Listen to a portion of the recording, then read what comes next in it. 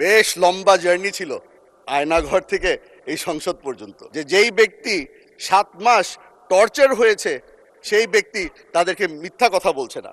জুলাই সনদের মধ্যে যা যা লেখা আছে অক্ষরে অক্ষরে সেটা বাস্তবায়ন করব আমরা। আমার বিরোধী দলের বন্ধুরা যেটা বিশ্বাস করতে রাজি না, এত বছর নির্যাতিত হওয়ার কারণে তারা এখন আর কাউকে বিশ্বাস করে না। আমার এলাকার মানুষরা মনে করেছিল আমার মাইকটা হয়তো নষ্ট। আজকে আমি প্রমাণ করতে পারলাম যে আমার মাইক ঠিক আছে এবং আমার স্পিকার আমাকে সুযোগ করেছে। প্রথমত এই জিনিসটা বলা দরকার, আজকে আমার এখানে থাকার কথা ছিল না, আমার এখানে দাঁড়িয়ে বক্তব্য রাখারও কথা ছিল না। আমার মরহুম বাবা সালাউদ্দিন কাদের চৌধুরী, ওনাকে মিথ্যা মামলায় হত্যা করা হয়, আর সেই কারণে the Almighty in His great wisdom has decided that I stand here in His stead. আমি যদি কোনো ভুল করে থাকি আমাকে ক্ষমা করে দিবেন, তবে প্রথমবারের মতো বক্তব্য রাখছি এই সংসদে, কিছুটা তো নার্ভাসনেস আছে। শুরুতেই আমি শ্রদ্ধার সাথে স্মরণ করছি শহীদ রাষ্ট্রপতি জিয়াউর রহমানকে এবং বেগম খালেদা জিয়াকে। ওনাদের কারণে আজকে এই স্বাধীন বাংলাদেশে দাঁড়িয়ে আপনার সামনে বক্তব্য রাখতে পারছি। মাননীয় স্পিকার, আমি প্রথমে আপনাকে ধন্যবাদ জানাতে চাই। আপনি হয়তো ভুলে গেছেন, তবে আপনার সাথে আমার একটা বেশ পুরনো সম্পর্ক আছে। আমার বাবা যখন বাংলাদেশ জাতীয়তাবাদী দল জয়েন করে, সেই প্রস্তাব আপনি নিয়ে গিয়েছিলেন, আর তার মাধ্যমেই, যেহেতু আমার বাবা জাতীয়তাবাদী দল এবং জাতীয়তাবাদে বিশ্বাস করতেন, সেই কারণে আজকে আমি মাননীয় প্রধানমন্ত্রী তারেক রহমান সাহেবের দলে যোগ দিয়ে ওনার সংসদ সদস্য হিসেবে দাঁড়িয়েছি। মাননীয় স্পিকার, এখানে দাঁড়ানোর পরে অনেকেই তাদের নিজ নিজ এলাকার সমস্যার ব্যাপারে কথা বলেন। আমি আজকে সেটা থেকে একটু দূরে সরে যাচ্ছি। রাঙ্গুনিয়া চট্টগ্রাম 7-এর জনগণ আমাকে ভোট দিয়ে এখানে পাঠিয়েছে, কারণ তারা বিশ্বাস করেছে যে আমার মধ্যে হয়তো সেই ক্যাপাবিলিটিটা আছে যেটার মাধ্যমে এই এলাকার সব সমস্যার সমাধান আমি খুঁজে পাব। আজকে এখানে দাঁড়িয়েছি, ধন্যবাদ জানাচ্ছি মাননীয় প্রধানমন্ত্রীকে, কারণ উনি একটা সুযোগ করে দিয়েছে আমাকে এবং আমাদের সকল সদস্যদেরকে, যেখানে বারবার করে সংসদে দাঁড়িয়ে ওনার সাথে আলাপ আলোচনা করা যাচ্ছে। ওনাকে এখানে পাচ্ছি আমরা, এবং ওনার সাথে আমাদের যেই মিনিস্টাররা ওনার সাথে কাজ করছেন তাদেরকেও আমরা প্রতিদিন পাচ্ছি। তাদের কাছে আমি অনুরোধ করব, আমার এলাকার যখন সমস্যা নিয়ে আপনাদের কাছে আসি, সাহায্য করবেন। 17 বছর ধরে কোনো ধরনের উন্নয়ন হয়নি রাঙ্গুনিয়ায়। আজকে আপনাদের কাছে হাত পেতে ছোট ভাই হিসেবে এসেছি, আশা করি আপনারা সকলেই সাহায্য করবেন। মাননীয় স্পিকার, বর্তমানে আমরা একটা জিনিস নোটিস করছি, সেটা হচ্ছে এই সংসদের মধ্যে একটা ট্রাস্টের ল্যাকিং চলে এসেছে। আমরা বারবার করে বলেছি, আমার প্রধানমন্ত্রী বারবার করে বলেছে, জুলাই সনদের মধ্যে যা যা লেখা আছে অক্ষরে অক্ষরে সেটা বাস্তবায়ন করব আমরা। তবে আমার বিরোধী দলের বন্ধুরা যেটা বিশ্বাস করতে রাজি না, হয়তো এত বছর নির্যাতিত হওয়ার কারণে তারা এখন আর কাউকে বিশ্বাস করে না।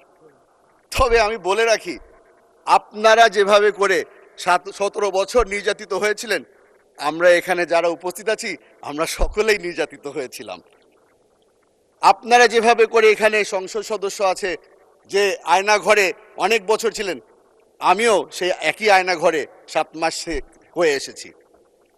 বেশ লম্বা জার্নি ছিল আয়নাঘর থেকে এই সংসদ পর্যন্ত। আশা করি আমার উপরে তারা ভরসা রাখবে।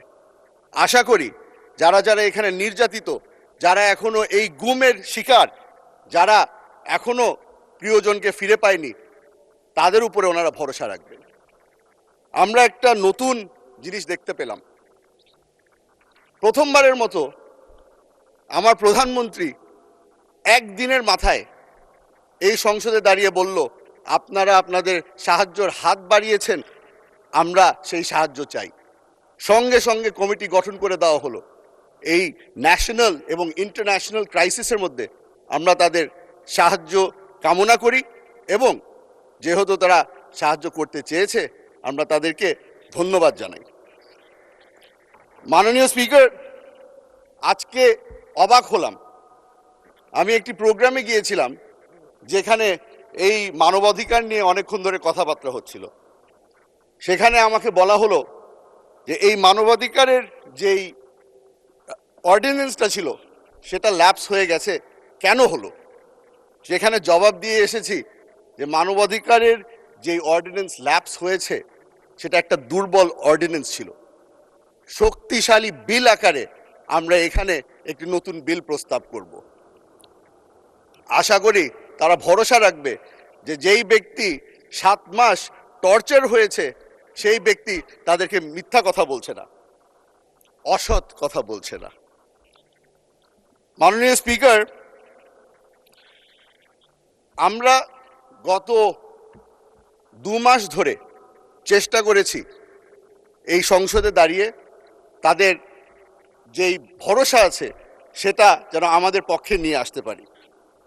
আশা করছি সামনের মাস যেগুলি যাবে আস্তে আস্তে করে তারা আমাদের উপরে ভরসা রাখা শুরু করবে। মাননীয় স্পিকার, মাননীয় সদস্য, আপনাকে আরো 2 মিনিট সময় দিচ্ছি, কিন্তু এই 2 মিনিটের মধ্যে আপনি কনক্লুড করবেন। ধন্যবাদ মাননীয় স্পিকার। মাননীয় স্পিকার, আমাদেরকে বারবার করে জিজ্ঞেস করা হয় যে আমরা যে এই সংসদে দাঁড়িয়ে আছি নতুন করে বিল আকারে কেন নতুন বিল আনা হচ্ছে। আমি তাদেরকে বলে দিতে চাই, আমার প্রধানমন্ত্রী আমাদের উপরে ভরসা রেখেছে এবং আমাদেরকে সুযোগ করে দিচ্ছে। উনিও জানতে চান আমার ওপিনিয়ন কি। এই জুলাই সনদ যখন সই করা হয়েছিল তখন আমরা রিপ্রেজেন্টেটিভ পাঠিয়েছিলাম, তবে আমি এখানে দাঁড়িয়েছি representing the people of Rangunia.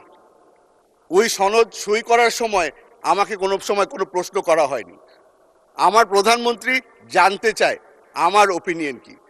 এখানে আমরা যেই ধরনেরই আইন পাশ করি না কেন উনি চাচ্ছেন যে আমরা যেন সব ধরনের আলাপ আলোচনার মাধ্যমে একটা কনসেনসাসে আসি এবং আইন পাশ করি। আশা করি এই জিনিসটার উপরেও আমার ভাইরা, আমার বন্ধুরা আমাদের উপরে ভরসা রাখবে। মাননীয় স্পিকার, আপনাকে ধন্যবাদ জানাচ্ছি, আবারও আপনাকে ধন্যবাদ জানাচ্ছি, এই সুযোগ করে দিয়েছেন। অনেক দিন ধরে এখানে বক্তৃতা দেই না বলে আমার এলাকার মানুষরা মনে করেছিল আমার মাইকটা হয়তো নষ্ট। আজকে আমি প্রমাণ করতে পারলাম যে আমার মাইক ঠিক আছে এবং আমার স্পিকার আমাকে সুযোগ করেছে। ধন্যবাদ মাননীয় স্পিকার।